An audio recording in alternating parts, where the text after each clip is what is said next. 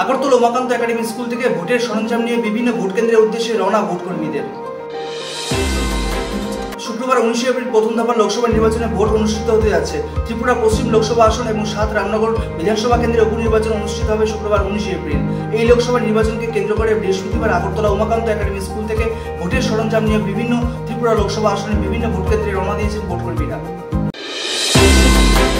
বৃহস্পতিবার Agartala Umakanta academy school পরিদর্শন করলেন পশ্চিম ত্রিপুরা জেলার জেলাশাসক তথা রিটার্নিং অফিসার ডক্টর বিশাল কুমার। উল্লেখ্য, পশ্চিম ত্রিপুরা লোকসভা আসনের মোট ভোটার রয়েছেন 14,61,836 জন এবং আগরতলার 7 রামনগর বিধানসভা কেন্দ্রে মোট ভোটার রয়েছেন 45,669 জন। ত্রিপুরায় মোট পোলিং স্টেশন সংখ্যা 793টি। ভোটের দিন মোট 35 থেকে 40,000 ভোটকর্মী নিয়োজিত রয়েছেন। ত্রিপুরা থেকে বিক্রম কর্মকারের রিপোর্ট, এক্সটিভি বাংলা। আমরা করেছি এমবিটি লাইব্রেরিটা কিরকম লাগছে? খুব ভালো। এবং ভিতরে যে এবার যে আপনি ডিস্ট্রিবিউশন যে সিস্টেমটা কীরকম? কোনো আপনাদের কোনো মেটেরিয়ালস নিতে কোনো অসুবিধা হয় না?